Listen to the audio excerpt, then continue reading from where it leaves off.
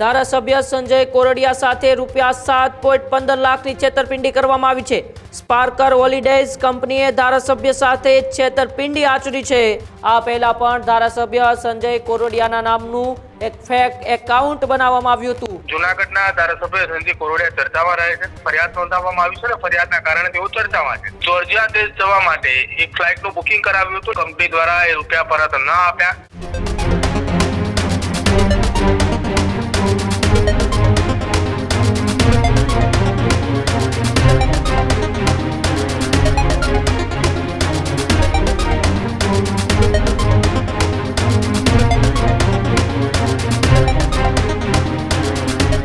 ફરી એક વખત જૂનાગઢના ધારાસભ્ય સંજય કોરડિયા સાથે છેતરપિંડી થઈ છે।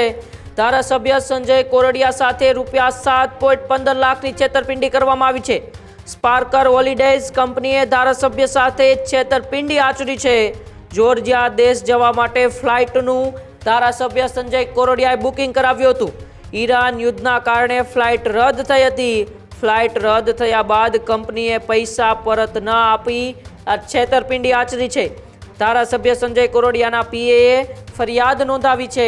જૂનાગઢ બી ડિવિઝન પોલીસ સ્ટેશનમાં અત્યારે ધારાસભ્ય સંજય કોરડિયાના પીએ દ્વારા ફરિયાદ નોંધવામાં આવી છે। ત્યારે ફરી એક વખત આ પહેલા પણ ધારાસભ્ય સંજય કોરડિયાના નામનું એક ફેક એકાઉન્ટ બનાવવામાં આવ્યું હતું અને હવે ધારાસભ્ય સંજય કોરડિયાની સાથે છેતરપિંડી આચરવામાં આવી છે। અમદાવાદની એક હોલિડે કંપની છે, એટલે કે એક ટ્રાવેલ્સ એજન્સી છે, તેમના દ્વારા આ 7 લાખ કરતાં વધારેની છેતરપિંડી આચરવામાં આવી છે।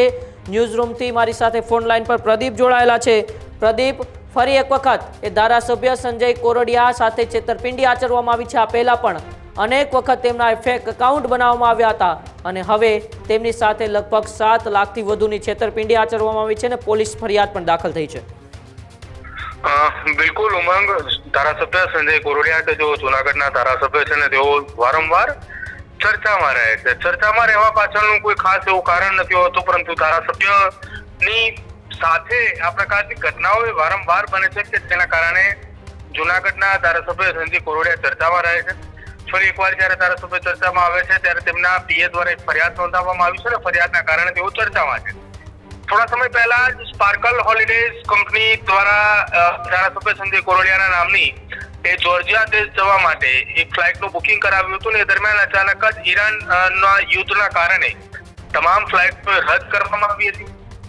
ફ્લાઇટો રદ થતાની સાથે જ જ્યારે રૂપિયા પરત માંગવાની વાત આવી એ દરમિયાન એ સ્પાર્કલ હોલિડેઝ કંપની દ્વારા એ રૂપિયા પરત ન આપ્યા।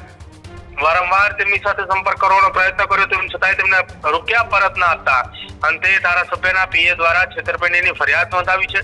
જોકે જૂનાગઢ બી ડિવિઝન પોલીસ મથકે છેતરપિંડીની ફરિયાદ નોંધાતા સાથે જ પોલીસે તપાસનો ધમધમાટ તેજ કર્યો છે।